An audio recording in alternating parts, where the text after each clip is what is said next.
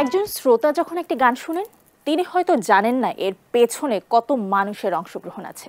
কিভাবে তৈরি হয় একটি গান দর্শকদের জানার ক্ষুধা মেটাতে এবারে নেওয়া যাক।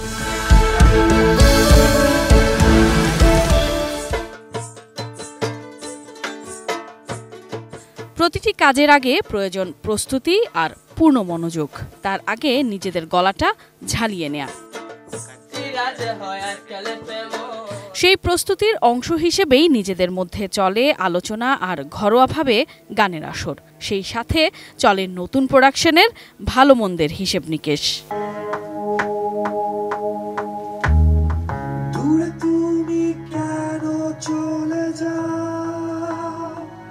প্রস্তুতি পর্ব শেষ, এবার রেকর্ডিং। গানের কথাগুলোকে আবেগ আর অনুভূতির মিশেলে শ্রোতাদের কাছে তুলে ধরার চেষ্টা। তোমাকে নিয়ে ভাবছি বলে ভেবো না আমি একা, স্বপ্নটা একদিন বাস্তব হয়ে দুয়ারে দেবে দেখা।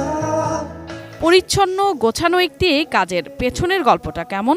নিজের কাছে যখন নিজের গানটা ভালো লাগবে, আমরা যখন গিটার বাজাই কোনো কিছু প্লে করি, তখন আমার কাছে আমার প্রাপ্তির স্থান দেখতে হবে কতটুকু ভালো লাগতেছে।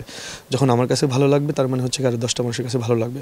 এখন সবার টেস্ট তো একরকম না। এখানে আমাদের অনেক জনরা আছে মিউজিকে, শুধু মিউজিকে না, অনেক সব সেক্টরেই হচ্ছে হ্যাঁ জনরা আছে। সো আমি যেই জনরা নিয়ে কাজ করি এই জনরায় শ্রোতাও আছে। সেই সাথে এমন সব শত রাতের কষ্টের পর একটি কাজের সৃষ্টি শ্রোতাদের কাছে পৌঁছে দেওয়ার অনুভূতি এভাবেই ব্যক্ত করছিলেন এই শিল্পী। তবে প্রতিটি কাজের সাথে থাকে নতুন নতুন চ্যালেঞ্জ। নিজেদের প্রস্তুত করেন কিভাবে? আমরা আড্ডা মারতে মারতেই সব কিছু করে ফেলি। দেখা গেল যে আমাদের কাজের পিছনে তো 100% আমাদের 100% এফোর্ট থাকে, সিরিয়াসনেস থাকে।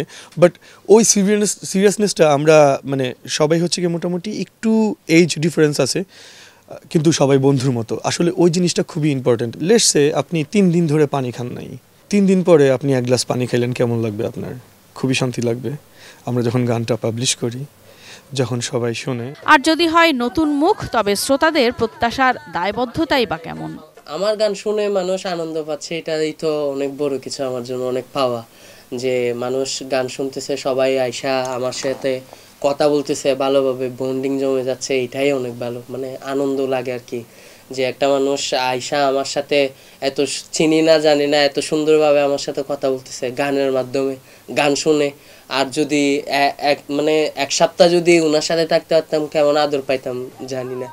সবকিছু ছাপিয়ে একটি গান শ্রোতাপ্রিয়তা পায় তখনই এমন সব গল্পের সার্থকতা।